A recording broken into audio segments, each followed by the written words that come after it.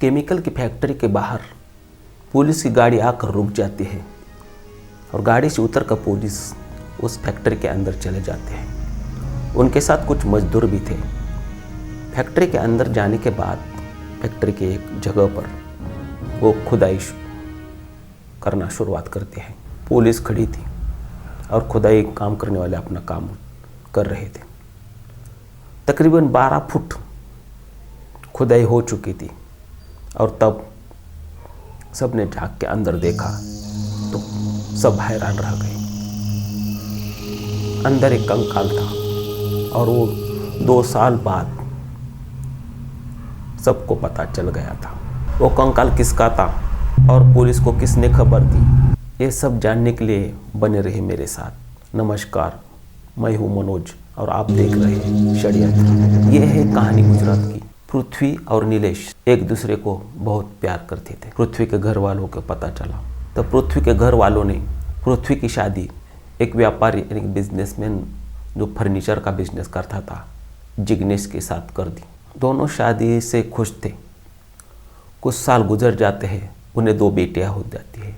कभी कभार जिग्नेश व्यापार के संदर्भ में बाहर चला जाता है, तब पृथ्वी को अपने पहले दोस्त नीलेश की जब याद आती है तो पृथ्वी नीलेश को कॉल करती थी। नीलेश को भी पृथ्वी की बहुत याद आ रही थी, तो एक दूसरे का मिलना शुरू हो जाता है। चोरी छुप के मिल जाते थे। कभी नीलेश पृथ्वी के घर आता था, कभी पृथ्वी उससे बाहर मिलने जाती थी। इनका ये मिलना जुलना जब जिग्नेश को पता चला, तब जिग्नेश पृथ्वी पर बहुत गुस्सा हो गया और वो नीलेश के बारे में अनाप शनाप बकने लगा। एक दिन नीलेश घर आया था और उसी दौरान जिग्नेश भी वहाँ पहुँच गया। तब जिग्नेश बोलता है, ये यहाँ क्यों आया है? तब पृथ्वी बोलती है, देखो हमारे बीच ऐसा तुम जैसे सोचते हो ऐसा कुछ भी नहीं है।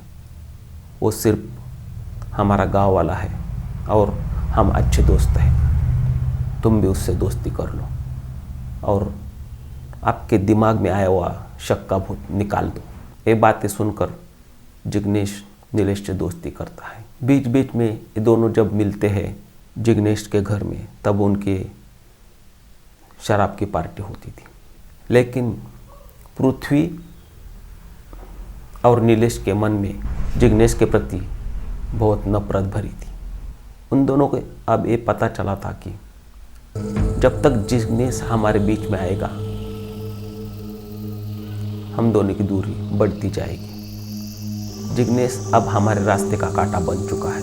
तब वो दोनों एक प्लान करते हैं, एक षड्यंत्र रच देते हैं और अचानक जिग्नेश कुछ काम के सिलसिले में ऑस्ट्रेलिया चला जाता है। जब भी घर वालों का फ़ोन आता था, जिग्नेश की पत्नी यानी कि पृथ्वी उठाती थी और बोलती थी जिग्नेश ऑस्ट्रेलिया गए हैं और वो वहाँ अच्छा काम काज उनका चल रहा है। घर वालों को ये बातें सुनकर अच्छा लगता था। चलो बेटा हमारे साथ बात नहीं करता लेकिन अपनी पत्नी के साथ तो बात करता है, कोई बात नहीं, लेकिन वो ठीक ठाक तो है। दिन महीने साल गुजर गए लेकिन जिग्नेश घर वालों से कोई संपर्क नहीं रखता था, ना ही घर वालों का संपर्क जिग्नेश से हो रहा था। करीब 2 साल होने को आए थे। तब एक दिन जिग्नेश का चचेरा भाई, जिसे ऑस्ट्रेलिया में जॉब लगती है और वो ऑस्ट्रेलिया जाने के लिए तैयार हो जाता है। वो चचेरा भाई भाभी के यहाँ यानी कि पृथ्वी के घर पहुंच जाता है और पृथ्वी को जिग्नेश का ऑस्ट्रेलिया वाला एड्रेस मांगता है। तब पृथ्वी कहती है 1-2 दिन में दूंगी।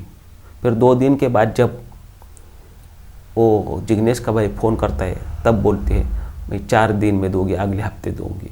तब उसे शक हो जाता है और उसे बोलता है देखो भाभी 2 साल होने को आए हैं और जिग्नेश का कोई अता पता नहीं। अगर तुम्हें सचमुच पता मालूम है तो हमें प्लीज़ उसका एड्रेस दे दो।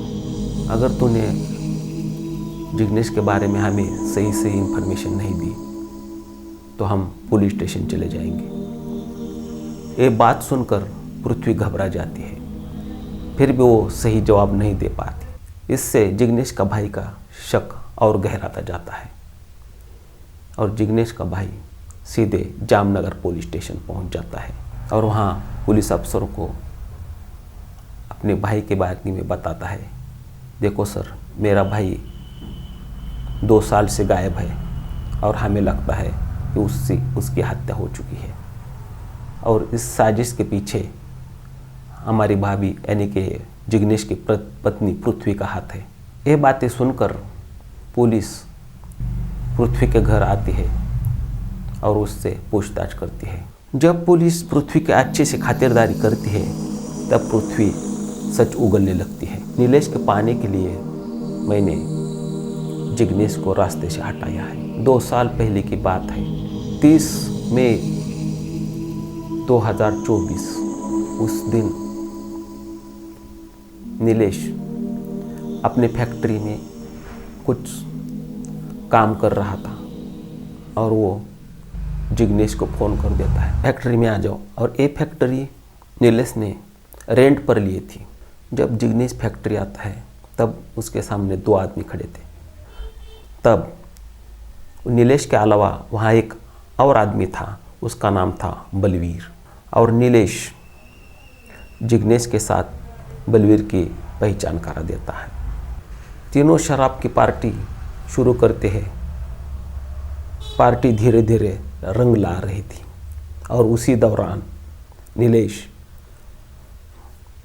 जिग्नेश के एक ग्लास में साइनाइड की गोली मिला देता है और जैसे ही जिग्नेश उस शराब पी देता है और कुछ ही पल में जिग्नेश की जान चली जाती है। जब जिग्नेश मर जाता है तब नीलेश और बलवीर दोनों जिग्नेश की लाश को उठा के पहले से वे खुदे हुए 12 फीट गड्ढे में गाड़ देते हैं और वहाँ से चले जाते हैं। 2026 2 साल हो चुके थे। फैक्ट्री की वही जगह और उस जगह पर 3 खूनी खड़े थे। उन खूनी के सामने पुलिस खड़ी थी और उसी जगह खुदाई चल रही थी। 12 फीट की खुदाई हो चुकी थी। जब पुलिस अंदर झांक के देखते हैं तो वो कंकाल था जिग्नेश का और ये तीनों आरोपी उस कंकाल के सामने मानो अपने गुनाह की कबूली दे रहे थे। दोस्तों, गुनहगार कितना भी शातिर क्यों ना हो, कितना भी चालाक क्यों ना हो, एक न एक दिन वो पुलिस के यानी कि कानून के शिकंजे में आ ही जाता है। इस कहानी में हम किसी का चरित्र हनन नहीं करना चाहते और ना ही किसी को दोषी ठहराना।